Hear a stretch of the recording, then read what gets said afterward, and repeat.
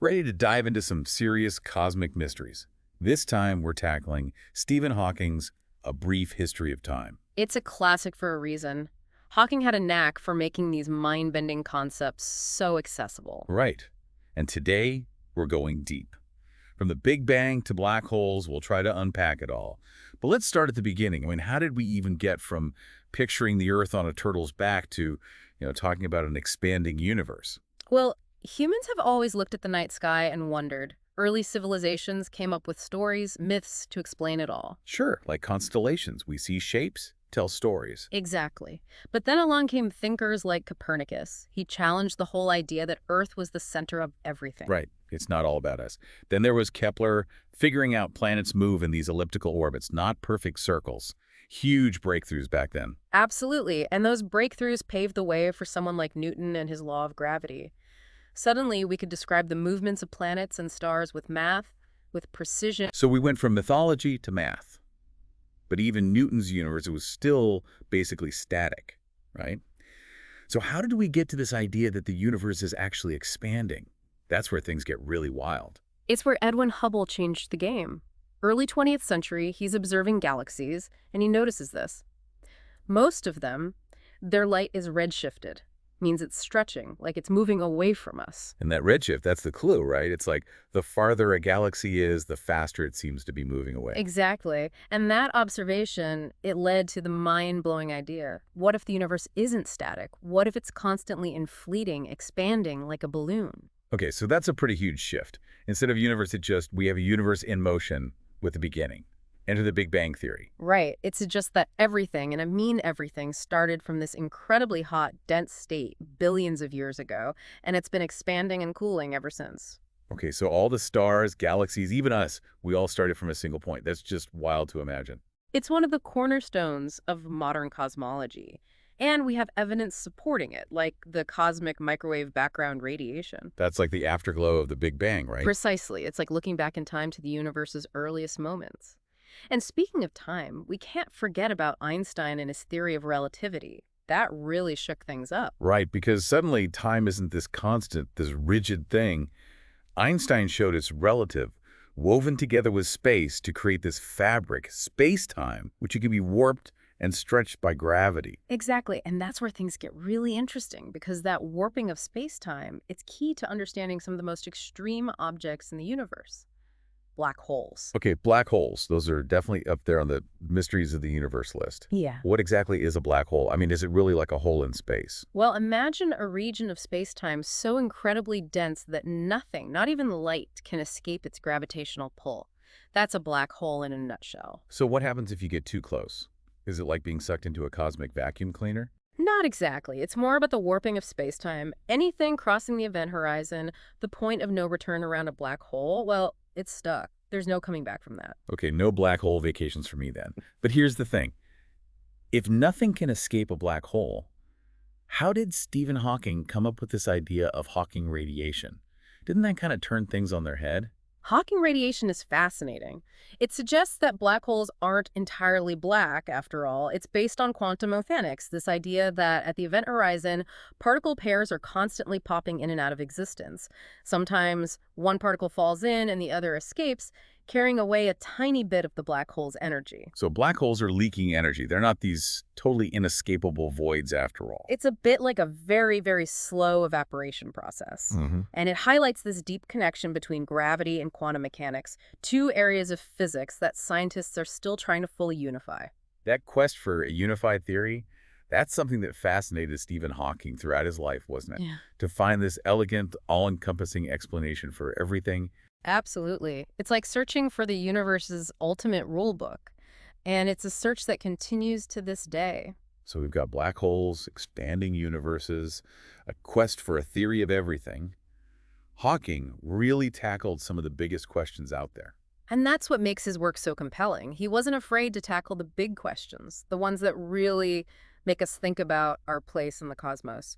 One of the things that always strikes me when we talk about these cosmic concepts is the role of mathematics. It's like the universe is speaking to us in this incredibly elegant language. Right. It's like math is the key to unlocking these secrets. Yeah. But how do you go from looking at the night sky to coming up with these equations that describe it all so perfectly? It always seemed like magic to me. Well, it's about finding patterns, making connections. Take Kepler, for example. He spent years studying Tycho Brahe's astronomical data, these meticulous observations of the planets. And Brahe, he was all about observation, right? Mm-hmm. No telescopes, just careful measurements. Exactly. And from that data, Kepler, he realized something crucial. The planets, they weren't moving in perfect circles as everyone had thought. They were moving in ellipses. And that was a game changer. It led him to his laws of planetary motion, right? Exactly. Yeah. Suddenly, you could predict the movements of planets with a level of precision that was unheard of. Math became this powerful tool, not just for describing what we see, but for predicting what we might see. And that brings us to Einstein. He took this idea to a whole new level with his theory of general relativity. Einstein's genius was to connect gravity with the fabric of spacetime itself. He used these complex equations to describe gravity not as a force, but as a curvature of spacetime caused by mass and energy. So a massive object like the sun, it's actually warping the space-time around it, and that's what we experience as gravity. Precisely. And his equations, they didn't just describe gravity, they made these incredible predictions like the bending of starlight around massive objects or the existence of gravitational waves, ripples in spacetime. And these predictions, they weren't just confirmed, they revolutionized our understanding of the universe. But there's this other concept, entropy, that I always find a bit tough to wrap my head around. It's like the universe has this built-in tendency towards disorder, right? That's a good way to put it. Entropy is essentially a measure of how spread out energy is within a system, or how many possible arrangements of things exist. The second law of thermodynamics tells us that in any closed system, the total entropy can only increase over time. So it's like if you have a perfectly organized deck of cards, shuffle them, and you increase the entropy because there are now countless possible arrangements. That's a great analogy. And in the universe, this increase in entropy is happening all the time. Stars burn through their fuel, things spread out, heat dissipates. So are we headed towards this ultimate state of cosmic boredom where everything's just evenly distributed and nothing interesting ever happens again? It's a possibility, but it's a bit more nuanced than that.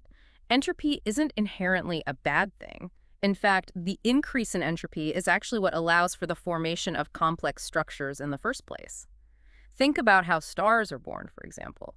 They form from clouds of gas and dust, and as they collapse under their own gravity, they release energy, increasing entropy. So it's like this cosmic balancing act, this interplay between order and disorder that drives the evolution of the universe. Precisely.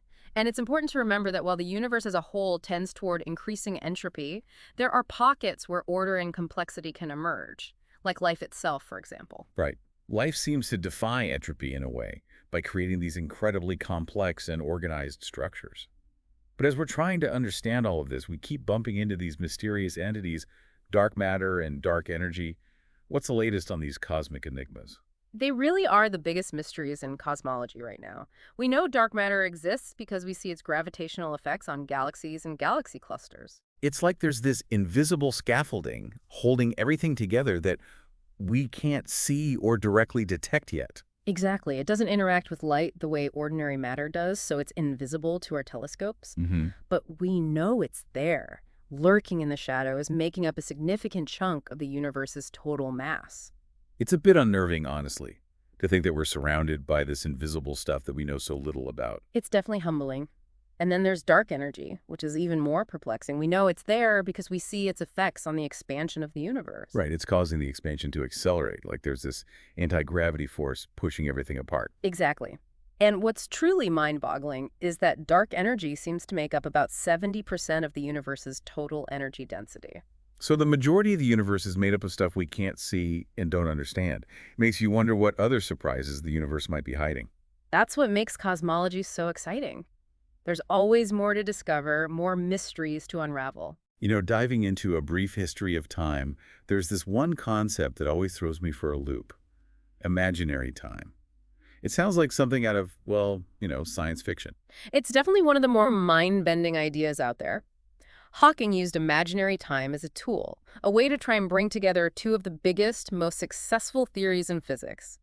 general relativity, which describes the universe on those massive scales, and quantum mechanics, which governs the tiny world of particles. So it's like finding a common language for these two theories that right now don't quite mesh. Exactly. See, imaginary time, it's a mathematical concept. It basically says, let's treat time as if it were another spatial dimension. Okay, now that's where I get lost. If we could experience time like we experience space, moving back and forth, wouldn't that be wild? It's a fascinating thought experiment, for sure. But we have to remember, imaginary time is a tool, a mathematical trick almost, not something we can literally experience. Right, like we're not hopping into time machines anytime soon. Exactly. But using this concept, physicists like Hawking, they could start to explore some of the most extreme situations imaginable. Singularities, like the very beginning of the universe, or the heart of a black hole. Places where our current understanding of physics kind of breaks down. Singularities, those points of infinite density, they're like the ultimate cosmic mystery. They really are. Our current theories just can't fully explain what happens under those conditions. It's like trying to describe the ocean using a single drop of water. So how do we even begin to wrap our heads around something like a singularity, a place where the rules as we know them cease to apply? It's a huge challenge, but that's what makes it so fascinating. Hawking and others, they've used tools like imaginary time, quantum mechanics, to build theoretical models to at least try and get a glimpse of what might be happening at these points of extreme physics. It's like we're building the most complex puzzle ever, but some pieces are still missing, maybe even from a different puzzle altogether. That's a great way to put it. And that's the beauty of cosmology. We're constantly refining our understanding, testing new ideas, and always pushing those boundaries. But you're right, we've talked a lot about the past, the Big Bang. What about the future? What does cosmology tell us about where the universe is headed? Right. I mean, is it just going to keep expanding forever? Well, as we touched on earlier, that depends a lot on this cosmic tug of war going on between dark energy, that mysterious force driving the accelerated expansion, and gravity, trying to pull everything back together. Right now, it seems like dark energy is winning. That's what current observations suggest, yes. If that trend continues, we're looking at a future where the universe keeps expanding, getting colder, darker, less dense. The big freeze scenario, it's a bit bleak when you think about it. Definitely not the most cheerful ending to the story. True, but it's important to remember our understanding of dark energy is still in its infancy. There could be factors we haven't even imagined yet, forces that could change the game entirely. So there's still hope for a more, shall we say, exciting future. Always. That's the thing about the universe, it's full of surprises. And honestly, the fact that we can even have these conversations, contemplate these mind-blowing ideas, it's pretty incredible. It really is. Reading A Brief History of Time, even tackling these concepts with you today, it makes you feel pretty small, but in a good way, you know. I know exactly what you mean. It's humbling, inspiring, and more than a little bit awe-inspiring all at the same time. It definitely is. Well, on that note, I think we've reached the end of our cosmic journey for today. Huge thanks to Stephen Hawking for being brilliant and writing the book on it, and to you for breaking it all down. It's been my pleasure. These are the kinds of conversations I live for. And to our listeners, thank you for joining us on this deep dive. Yeah. Keep looking up at the stars, keep asking those big questions, because the universe, it's got stories for eons to come.